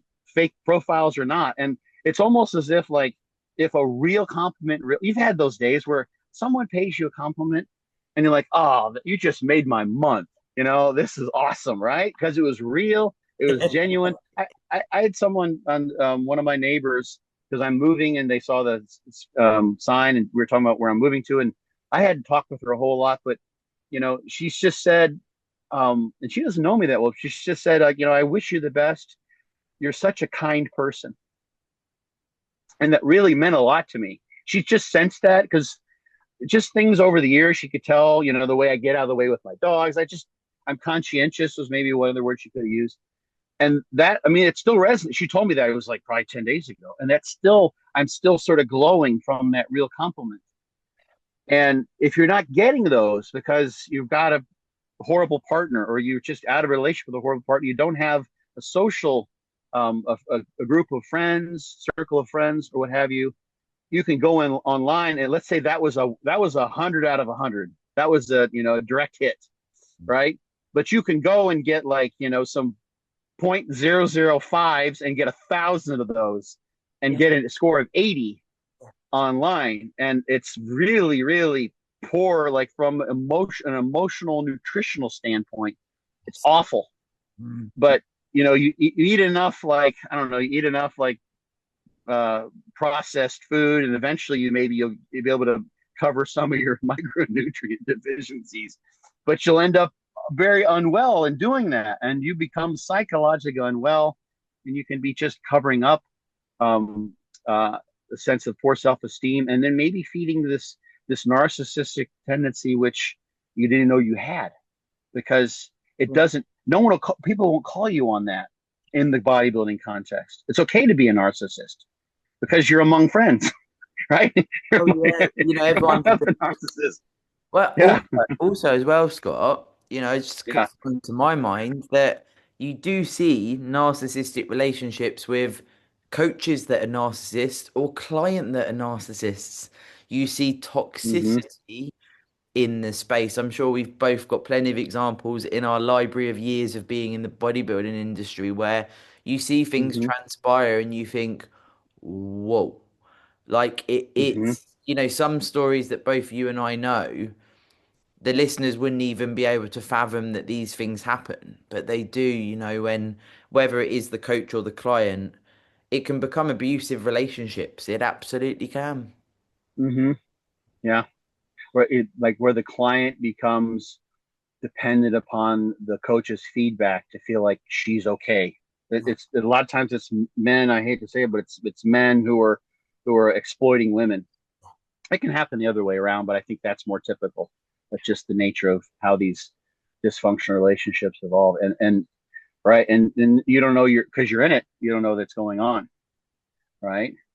But there's a covering strategy that's involved there. Like you found someone, um, and here's the thing, like if in that situation, and I haven't personally been there, but this is, tell me, you may have maybe had more women clients where you've seen this, so you have a better feel for it. But there's a certain, although you're kind of trapped in this situation where, let's say your male coach is dictating, and the person, you basically have like I'm gonna call it emotionally. You've got, yeah, sort of an emotional umbilical cord where that person is dictating your everything that you get, right? But in a certain sense, just like a child in utero, you don't have to worry about anything because it's all coming from that person. Yep. So that's a sort of safety. It's not a particularly healthy way to be, but there's safety. And so what that does is cover up a very, very poor sense of self-esteem and a very, very strong sense of insecurity, A need. because you have, and a need, right? And so you cover that up. You find the person who's the good covering strategy, and that's the man, the coach, who provides that kind of service, so to speak. Um, and I have the sense, this isn't always the case, because there's some really good male coaches, really good people Oh, that I know, really, really good people. But then there's also some bastards out there, some dastardly guys. And I think just like men have mama issues, men go into relationships and they try to find a surrogate mom, someone will take care of them, and blah blah blah. And then women will have daddy issues too. because they didn't get the love they needed from their father. They had a poor father figure, or their father figure was maybe even non-existent, and then they seek out that to cover that hole by finding a father figure who will tell them the things that they didn't get. And this is like total armchair psychologist Yeah, perspective on yeah, but things. I But yeah, I I, agree. I think it I think it at least it's a start for understanding that dynamic. If someone's in that situation, I definitely would. That's when you want to go see a professional, because Mhm. there's a lot to disentangle there, a lot to unpack when it It's comes to scary getting. though. Yeah, yeah. It's There is. almost like being in a cult. Yeah, yeah, it is. Well, Mm-hmm. you talking about cult actually just sprung to my mind with, I've known multiple, and from an outsider's point of view, I can see it. I feel like I'm emotionally intelligent enough to join dots and understand how certain things, move in the space. But it's like you'll have like this harem of bikini competitors and the male Yeah, group, and you can it. see what's happening, Scott. Like, and there's inappropriate bits, and there's, certain photos, and you think, they almost look like a couple there, but this is a coach and one of the bikini girls, and there's several of them. And, you know, again, this is not me throwing shade and trying to say that this is always the case when it's a team, but I know that, and I've spoken to people in the space that have come away from these teams and groups, and it was essentially like they were being groomed, Scott, and Mm-hmm. it is a lot of people that can come together that have not had love, that maybe have the daddy issues or certain things like that. And we don't say that flippantly, guys. This runs deep, parent Mm-hmm. type type type things. And maybe they've been in bad relationships, and the coach is saying like, you're my champion and you're my you can see how it pans Your out. daddy's girl. Your daddy's girl. Yeah, you're my favorite. And the thing is, some of the listeners, guys, I understand this might be your first, preparation and you're just getting into bodybuilding. But the reason we're going to talk about these things are to be aware that, and I've said this on a podcast recently, I was like, do you know what? It's a shit show that in life we have to be so on guard. Like sometimes I think, Scott, for fuck's sake, like why can't we just be authentic individuals, all praise each other, call each other out when we need to, and all grow? It's just not the case. Life is life, Yeah. and in the bodybuilding space you can come across, and also in these cult type settings, one might win a show, one might come fifth, and suddenly they're not getting their check-ins shared because they came fifth. But the one who came first, guess Happens a what? They're lot. all over the Instagram. So the one that came fifth, self-worth goes down. There then maybe Mm-hmm. if they might attract going into a relationship where someone's going to give them love and be a not like there's this massive effect, but you wouldn't even know Mm-hmm. it was happening when you're in it, as we've spoken about already. Mm-hmm. Yeah. There's a I learned this in my personal romantic relationships and X number of hundreds, probably thousands of conversations. Is this? I think the same dynamic happens when, in this case, talking about women going into a coaching dynamic with a man, that happens in romantic relationships. So there's some unknown, unconscious forces that will attract you to someone, right? You go into this relationship and you don't really see it. Hindsight's 2020 until you're out. But there's something about that person that drew you in, and it very often has to do with your family of origin, right? So something that you feel like they're like your mother, or maybe they're like your dad. In the case of the female competitor with the male coach, so a young unknowing quote unquote bodybuilding world naive woman could go into a coaching relationship because the guy seems to be producing champions. He has a good reputation, because you see, of course, like he steps behind the women that are winning, and the ones that don't place well, they just sort of fade into the distance, and they go away, and they're maybe even ashamed. Yes. There's an aside, like, you have this dynamic where they start using lots of PEDs, then they have some shifts, they don't quite make it to the winner circle, so to speak, and then they get neglected by their coach and they leave, and now they have these side effects and they're embarrassed to talk about them, and they just vanish off the face of the planet. So you have the woman who comes into this, and she doesn't know what she's going into. Just like someone just finds someone that they're going to go into a relationship with, and they're like, I like this person, I dig them.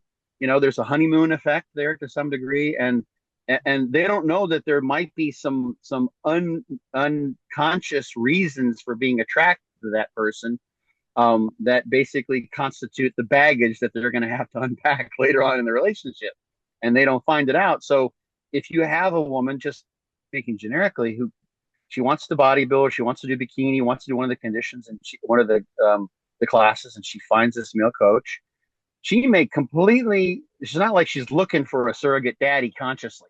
It's like, oh, this guy's like my dad, and he can tell me the things my dad didn't tell me. Like, she doesn't know any of that going in. It only becomes manifest later on, and the next thing you know, right, she's caught in this scenario where, okay, this guy's giving me a lot of attention. This is good, and this is the thing that I talked about a lot. The psychological effects of PEDs on women is much stronger than that on men. So if a woman then goes on PEDs, her sex drive is up, or she's even shifting sexual orientation. All sorts of things can happen really, really fast. And next thing you know, he's like, hey, we're getting in shape. I really need to make sure that your glutes are coming in. You don't need to wear your bikini for the next check-ins. That kind of shit, right? And she's like, okay. And she just does it because her mind has changed because of the PEDs. And she trusts the guy. He hasn't done anything. She hasn't seen him. Like, she's getting in shape. She looks better than she's ever looked before. Like, really, at a certain, like, what objective reasons would she have not to trust this guy? Mm-hmm. So it doesn't even like, oh, this is just how this works. I'll tell you an aside. Just it makes me think of this. So this was years ago. I was at Masters Nationals, and I was at the spray tan. This is before I started doing it myself. And we're in the tents. It's all guys, right? But it's almost all women doing the spray tanning. That's just the way it's been. The women spray tan the women, and the women spray tan the men, right? Oh. And that's how it is. Yeah, it's all women because the women get employed. So you can't have guys spray tanning women. That's just not going to work. And most of the guys don't care, and like literally almost no one ever complains. Mm. So, and I would always wear a sock, right? But some guys just don't care. And so I'm in my tent, sitting there, and I'm, got my hands up, I'm drying, and this other guy comes in, and he's in the tent across from me, and women are walking around, and they're guys that are totally butt naked, and they're, walking back and forth and like standing there in the things with no socks on, whatever. And this guy's like probably 60. He's a Masters competitor, and he's just like, hey buddy, how's it going, man? He's like, okay, this is just kind of weird. I'm like, yeah, it's really strange, isn't it? Right? Bunch of naked guys with women walking around, like spraying them in their groin. He's like, yeah, this is just my second show. I did one show like a month ago, and I figured I'd just do the match. I qualified, so I figured I'd do it. And I'm like, yeah, it takes some getting used to, right? It totally blew his mind. He's like, what the hell's going on, right? I kind of talked him down. I said, yeah, it's not just you, dude. It is weird. It is weird. It's just part of the thing. You got your sock, you're good. But yeah, it's sort of strange. So, but things get normalized, and as a woman, back to the situation where the woman, just you slowly, it's just like with relationships, you start off and everything's warm and fuzzy, sunshine and rainbows, and next thing you know, you're like, you've got some guy verbally abusing you or worse, right? That's not what you signed up for, right? Yeah. Or you've got some coach who's you got this dysfunctional relationship with your coach, the pictures, or he's not returning, he's not paying you the attention that you paid for as a paying client. So it's a slippery slope, and next thing you know, you find yourself there. So that's another beautiful opportunity. Okay, how did I get into this situation? What do I not have that I didn't maybe learn as a child, or I didn't come upon in the course of my journey as becoming an adult, that tells me that this is not okay, that this is too far, where I say, okay, where I didn't question this. And that's a beautiful thing, hoping that no one literally gets hurt or further traumatized. That's, relatively speaking, an easy way to get that lesson, to say, wow, how did I get in a situation where I'm sending this guy I've never even met naked pictures of myself? Like, why do I have such a need to be accepted that I'm, and this guy's just texting me back, oh, you look great, you know, blah, blah. It's like, why does that resonate with me so much that I would even do that? Right. So that's a beautiful gift to get. I was like, oh shit, that's fucked up. Okay. Yeah, Okay. how I did have that something happen? here now. Why am I letting this happen? You I, know? I I spoke to a very good friend in the industry actually. Just I won't name any names because we don't need to do that, but Yeah. Yeah. It doesn't matter. a very I'll tell you after. Okay. It doesn't matter. Yeah. Really. A very famous person in the space, still pretty famous now, was, on the scene, did very well from a competitive standpoint, turned into a coach. Very natural path that a lot of us take. Anywho, this feeds into the potential for the fame of being a good bodybuilder, of doing well, of potential Olympia qualifications, etc. Then becoming a coach. That back to that harem example, you become this like pinnacle, the male coach that has done all of this, had experience in the sport. Anyway, I got told that this guy, he was like, I need to get you ready for stage. So, what I want to do is, I want you to come to my gym, have a check in person, and I'm going to Hmm. take you into the changing room. I need you to strip down naked so that when you step on stage with a bikini on, you won't get nervous because you've done it naked in front of me. So, you get down to nothing, put your heels on, and I'd like you to do your routine. This is from someone that I trust with my whole life in this space. And when he told me Hmm. this, he told me in the respect of what we're talking about to bear it in mind to, bring awareness to scenarios like that. And it wasn't Hmm. done in a gossip format or anything like that. And I was just Right. like, holy shit. But he had the fame, he had the backing, he's got the followers and Sure. all this. So, and a first timer, as you rightly said, oh, well, this is normal. This is normal in the changing room being naked. Right. And if you have a need that needs to be filled and you've already pretty much gone in, let's say you've gone to the dark side as a woman, like that's a huge jump to make. You've dieted down, like you bought your $1,000 suit with all the bling on it, you're all in, then sure, you're going to go that next step because the amount of cognitive dissonance that you'd have to experience to say, okay, this isn't okay. Like, how can I have That's made hard. such a commitment, but then at the same time reject this? And this is coming from world renowned coach. It's like, no, no, I can't. This is too much. My brain does not compute. Okay, yeah, sure, I'll take my clothes off, whatever, you Absolutely. know, and you just do it, right? Um, yeah, yeah. I mean, and it's like we don't. This is a whole other topic. I did actually have a girlfriend who was in a cult. So I have some experience with this. Yeah. And that's a whole other story, but yeah, so I've looked into that a little bit. It's a well-known cult. Uh, Probably maybe the biggest one in the world, actually. Um, and this cult phenomenon is really, really amazing. If you look at, and certain forms of religion too, you'll see people who, like in this particular cult, if your family members weren't on board with the cult, part of what you had to do was just reject everyone. Anyone who wasn't on board with you being in that cult, you had to basically document you're excommunicating all those people, that you're not in contact with them, and that they're all gone from your life. You have to go all in, right? And people are willing to do that, especially after they've incrementally been brought into the mindset that this is their salvation, that this is their community. It's a totally normal, natural human inclination to want to be part of a tribe, Mhm. want to be part of some collect. We're tribal animals, right?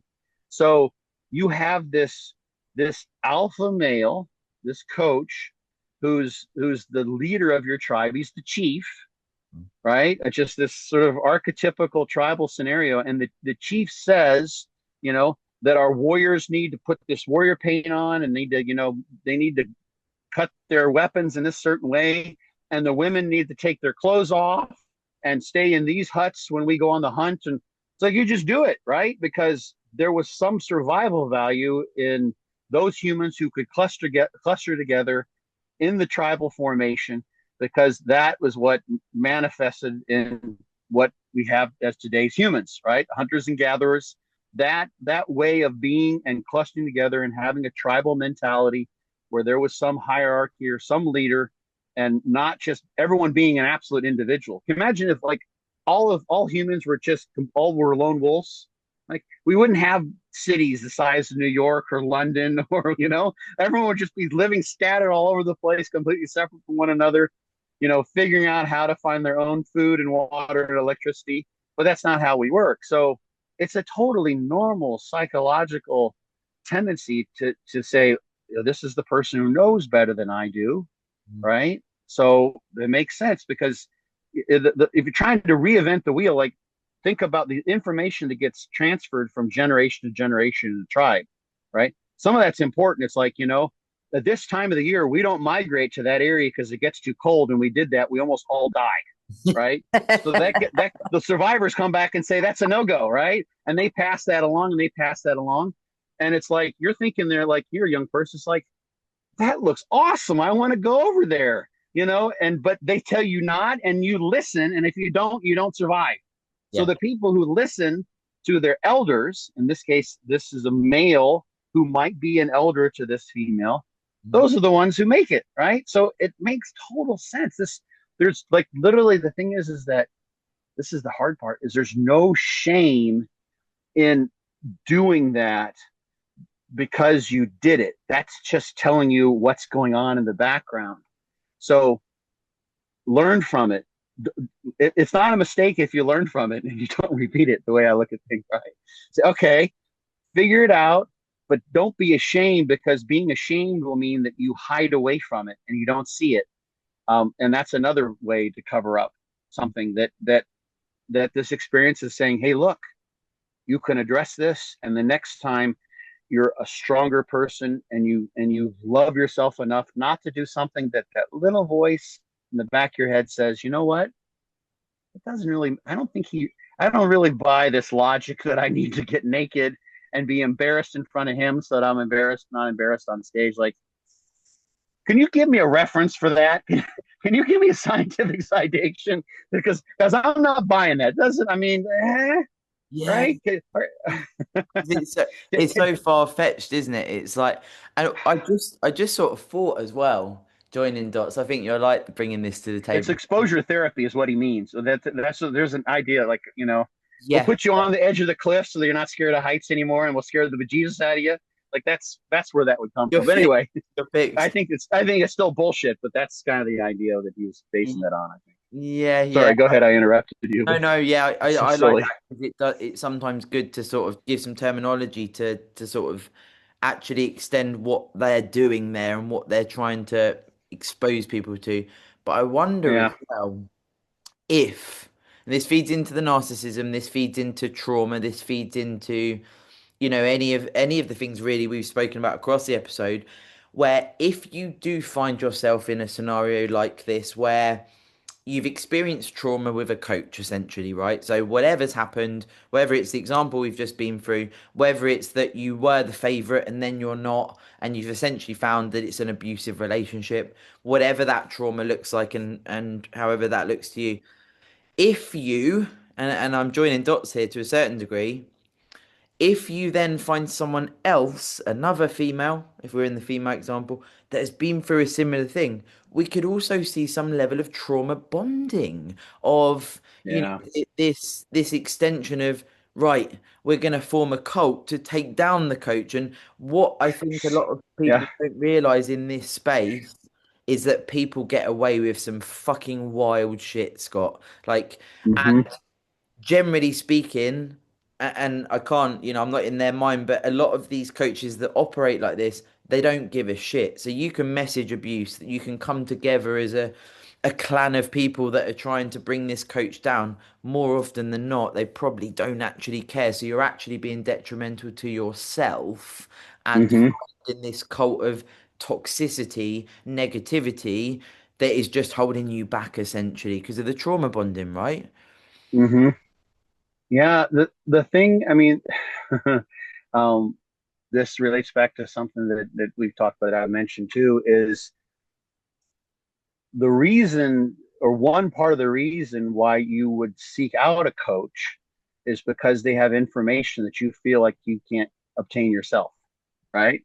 They have the knowledge to be able to figure out how to diet down, and they've got the like the magic, right? Whatever, they got the insights, the secrets, or something like that. Um, and you can't do it yourself, or you feel like you can't diet down yourself. And the truth of the matter is, you can. That's why I wrote my book. You can read the book. You can, but the collective energy, especially now, more and more, it's there's. Although, like for instance, Nick Walker got second in the Arnold Classic, coached himself, right? Proof right there, right? But that's the majority of most professionals, of most competitors. It's basically thought of as that you just have to hire on a coach. And this is like this is my soapbox now. I'm beating the old drum here, but um, the way I look at it is that you've got sort of two main things that you could be driving towards as your goal of bodybuilding. One, you want to look absolutely as good as possible on stage, and it doesn't matter how you get there, right? In that case, you say, okay, I got $1 million. I'm going to go hire, I'm going to hire 5 coaches and pay them to work together, to give me the best coaching possible, like just some extreme where I've got this, mind meld of coaches. I've got this brain trust that I create for my personal bodybuilding. I've got a team of coaches that I hire on. And I don't care how I get there, how much I learn, what my personal development is. All that matters is that I look as good as possible. And at the other end of the spectrum is like, okay, this is cool. I have a challenge that I can take on, and I can learn as much as possible, and I can better myself as much as possible. And each time I stumble and stand back up, I'm stronger. Each time I make a mistake and I turn the wrong direction, I come back, then I've learned something. Every one of those mistakes, when I learn from them, means that I become more knowledgeable, that I develop some amount of mental fortitude. I become better able to handle other potential hurdles that I would come up against, either as a bodybuilder, in my diet, in my training, or what have you. But just generally speaking, I become more capable and more resilient generally in life. So the prize at the end of that journey isn't the trophy, or the social media recognition, or look how awesome I am, or look at my physique, or whatever, or even getting a contract if you're a pro, what have you. The prize is that you have developed some resilience that is still there, whether or not your physique is there or not. You could be in a wheelchair, use what we talked about, and you're still the badass because you pushed yourself to develop your own personal amount of badassery, right? That resilience is something that you've earned, and that doesn't go away. Mm-hmm. That stays. That's with you forever. That's the trophy that's internal, that manifests only when life throws you some curveballs and you knock that shit out of the park regardless. Whereas if you develop the habit and you continue to rely upon a coach, there are people, and you see this with many pros, not so much nowadays. There's a lot of pros. I'm talking about men bodybuilders who are really well informed, who really know what they're doing, which is really cool to see.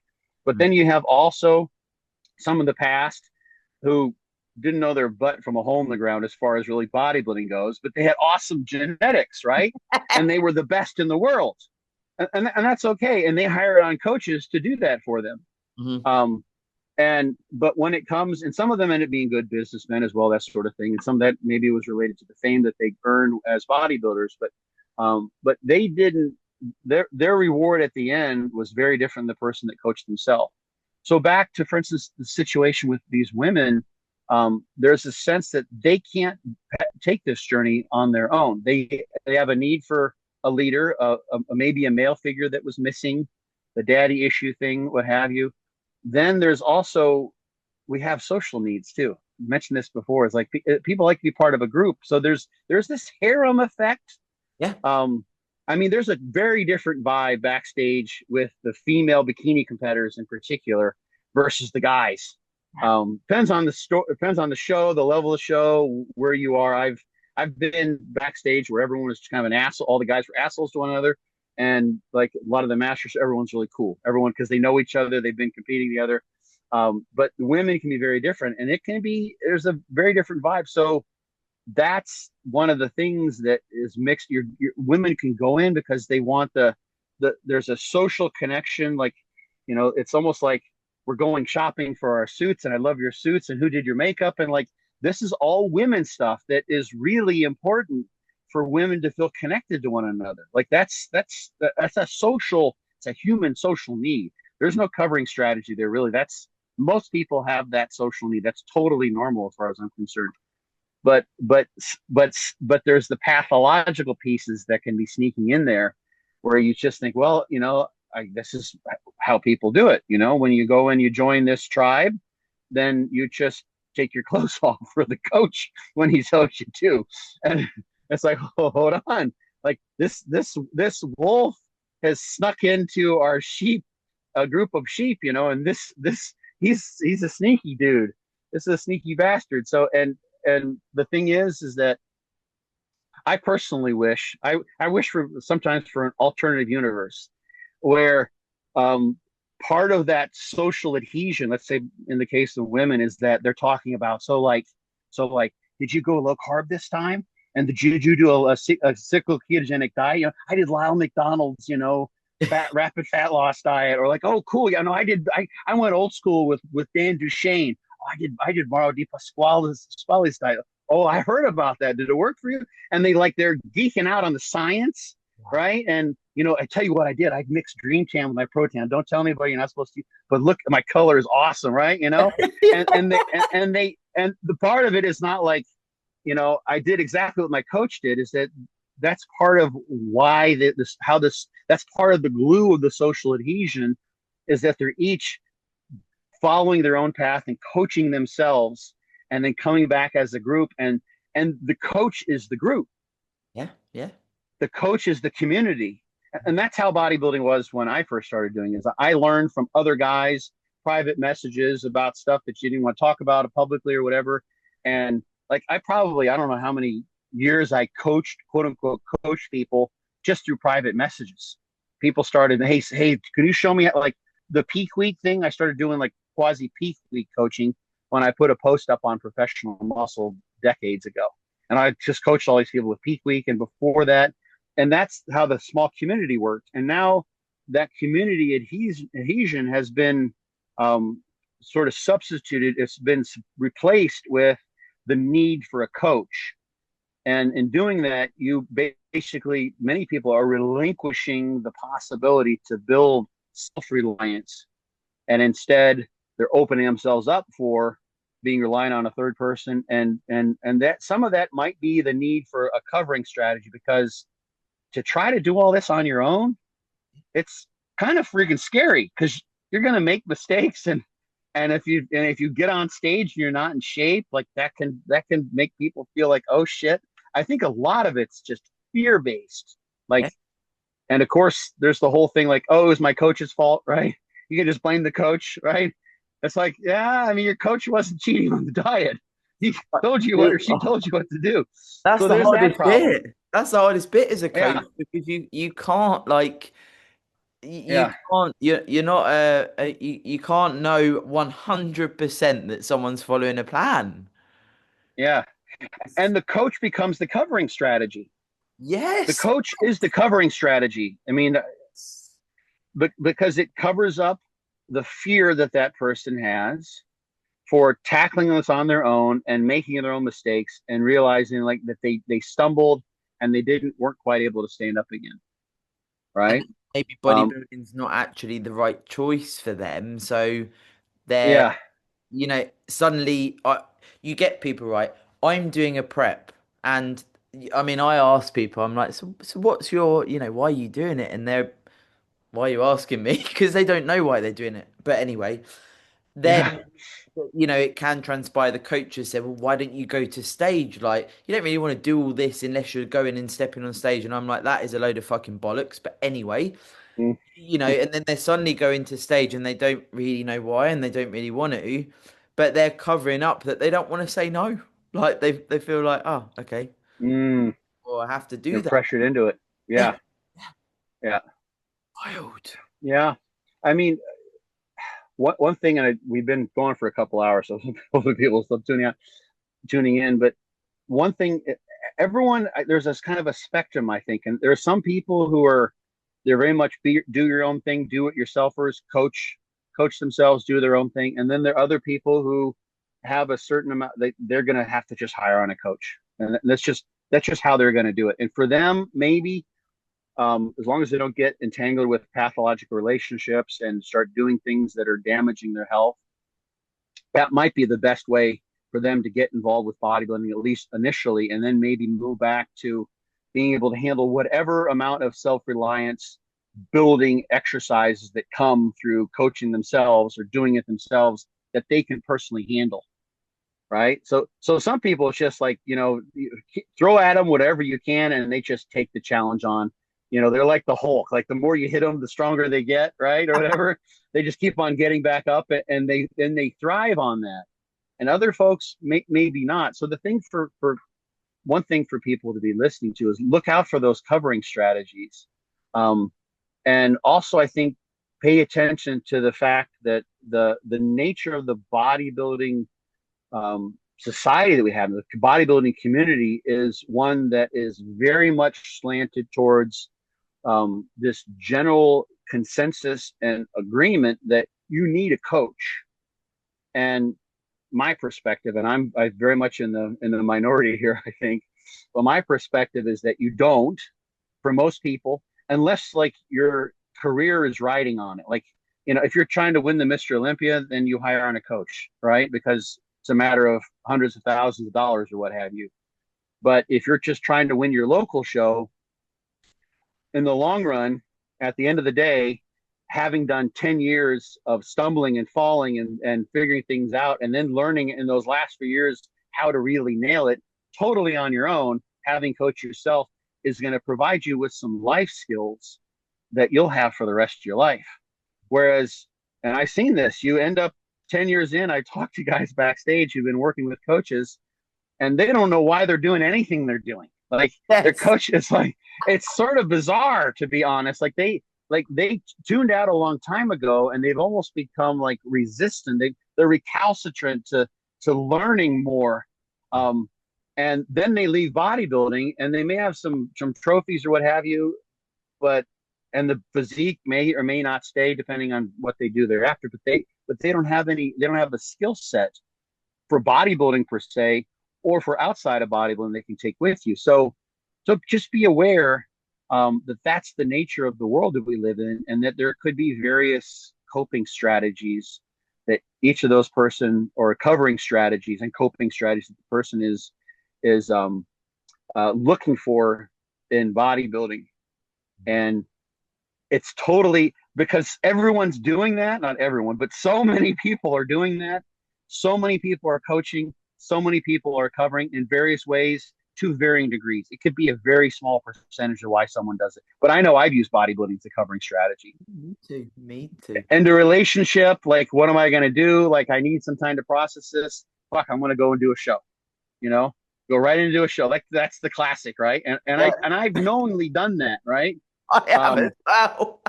oh yeah, for sure, right? It's like, okay, you know that you're doing this, and part of it is like, do the things that you love, and bodybuilding is something that I love.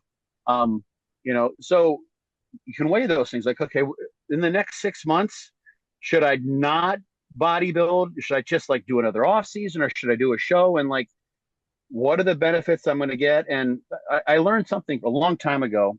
This really stuck with me. A friend of mine, actually, we were roommates in college, and the thing that didn't exercise at all regularly. Could have been a really good like marathon runner, but he had lost. Yeah, he just had the tall guy, slender. I think he just naturally aerobically inclined, like endurance inclined. Just looked like a runner when you look at him. And he had some friends that died like in car wrecks. He had numerous like major losses in the course of high school, in his life. Probably more than the average person at like at a sophomore age of a sophomore in college. And then he broke up with one of his girlfriends, and it was a rough breakup. And what he would do, knowingly, he would start exercising. He would get up in the morning and he would go for like these hour-long runs, right? And it created, exercise has an antidepressive effect. It's got an anxiolytic effect. And what he consciously did was use the running to ease in the grief of the loss For sure. rather than knowingly being overwhelmed, like, oh, it wakes up in the morning and he misses her and doesn't know what to do and just feeling like, fuck, gave him something to do.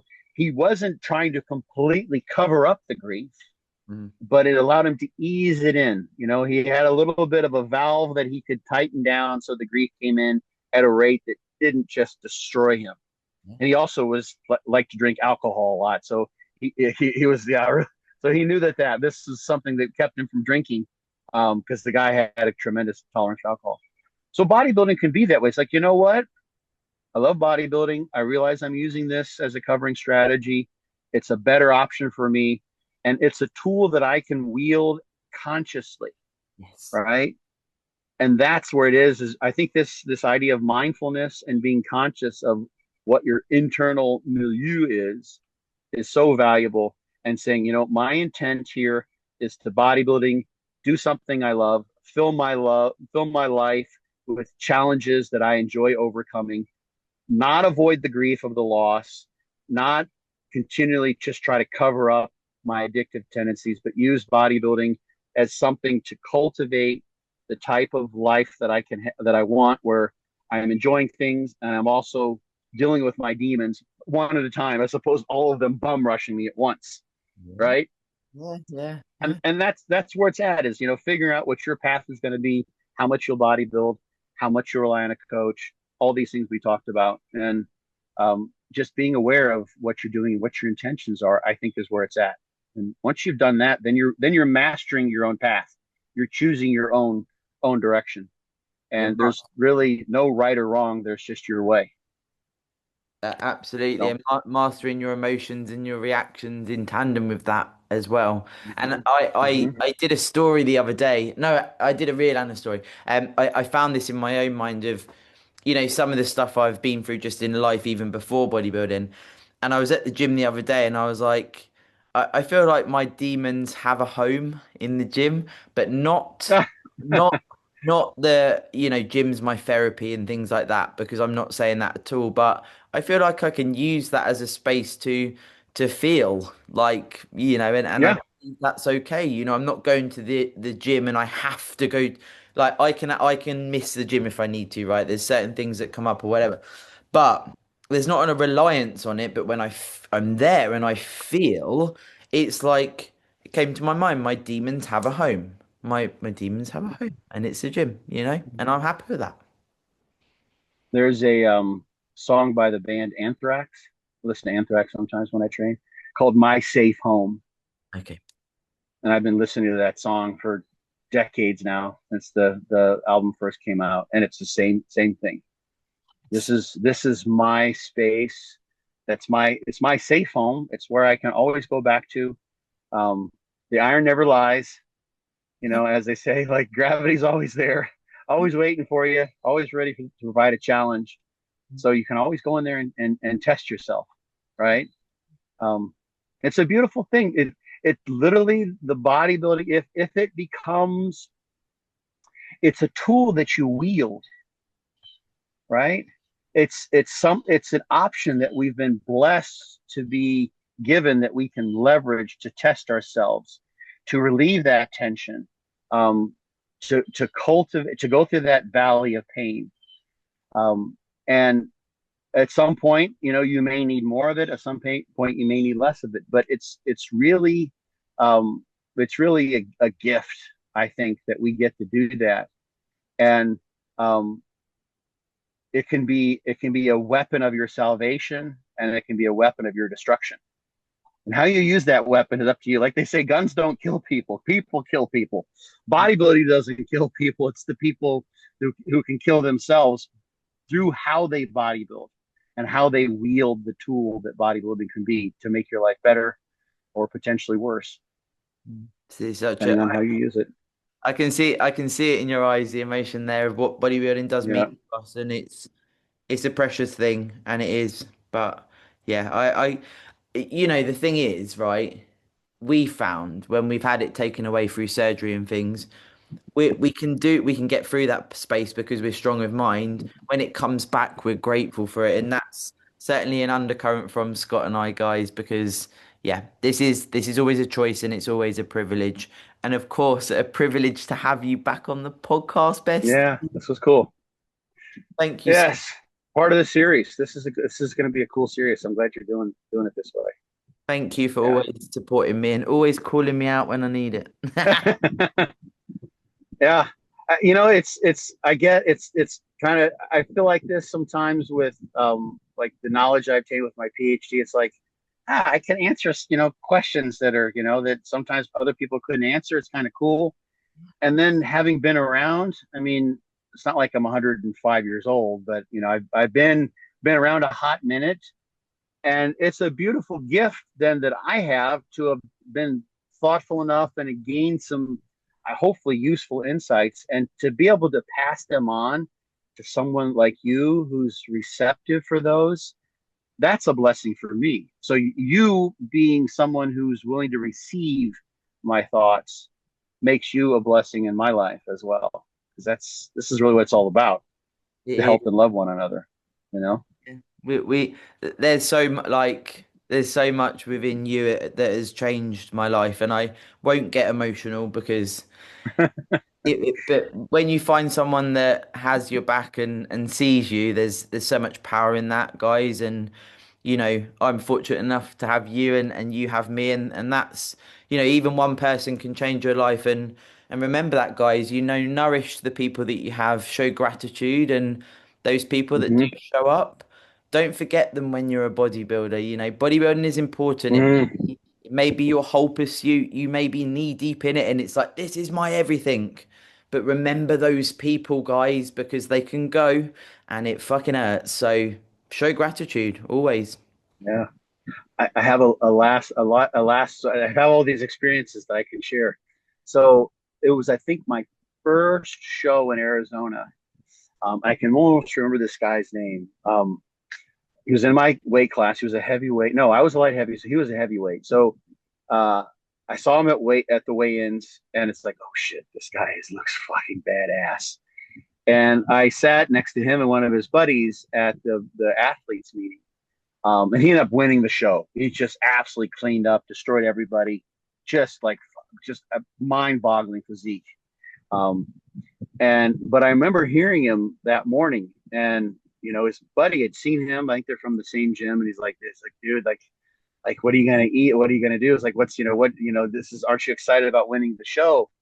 And he's like, "Man, all I want to do is get this over with. I want to go and clean up my relationships because I fucked up so much shit with so many people. I got so many apologies to make." And he hadn't even done the show yet, right? His work was done. And like he had everything to celebrate as far as, but I remember like, but he got to that point. It's like, okay, now I'm, I think he probably knew he was going to win the show, and it was this a win to, I mean, it's not like he's winning the Olympia or winning a national show, but to know like you're going to win your state show, like pretty much flat out, because he's from Arizona, is a pretty kind of a big deal, like just to be that certain, right? Because there's some good athletes that come at the state level shows. But that was all that was on his mind. Like he didn't like it was, and so he got to that point, and rather than being focused on having what he'd done, what he'd accomplished, and how he's going to look and that sort of thing, he was more than anything sort of filled with regret, and he was just wanting to get the show out of the way so he could go back to the stuff that's more important. And that was a really wise perspective. I felt bad for him. I felt sad for him, but I think that was probably the last time he competed. I don't remember seeing him again in Arizona. Um, so he got what he needed out of bodybuilding, and he made those mistakes, but he had learned from them, and that was really freaking cool. So if you do get to that place where you haven't thanked those people and you've neglected the people that are important, that can give you love and that'll shoot straight with you, be like that guy, and recognize that and be honest with yourself, and at least go back and try to repair those things that you felt like you might have broken in terms of relationships. Because if you're honest, I think, and if the person is meant to be in your life, if you really apologize and you come clear with, I got wrapped up in this and I used too much trend and I really wanted to win. I wanted to beat this guy who beat me last year, or whatever, and, and those people, care about you and they love you and accept you for who you are, then they will take that on board, right? And they will bring you back. Mm. Probably make sure that you don't make that same mistake again. They may be less forgiving the next round, but Yeah. that's who you want in your life, is the people who call you on your shit. So anyway, just that's something that hopefully doesn't resonate with too many people, but I might resonate with a few people who have been there, and maybe it'll resonate with a few people before they get to that point, so they don't go that far to have to try to try to restore their life after the bodybuilding show, Yeah, because it learn happens from it. more often than not. Yeah, Yeah, like it can be a shock the first time, but then if those people stay with you and you do, take ownership, then next time you can say, about 6 weeks out, I'm going off the radar. Please support me. I'll be back yeah, with you. And you right, can make a bit of a light-hearted joke about it. Just let me do my thing. Doesn't mean I don't love you. We've got this. yeah. They see you on stage. They see how much it means to you. You come together after and you have sex and all Hmm. is well. When you've got some food. Watch out for that one. That could be a trap too, right? I love it. I love it. Thank you so much, You're bestie. welcome. You're welcome. You're the best. Always a pleasure. Always. Cool. And we will speak real Thanks soon. for listening, everyone. Yes, we will. Thank you, guys. And we will speak real soon. Adios. Bye. Hey.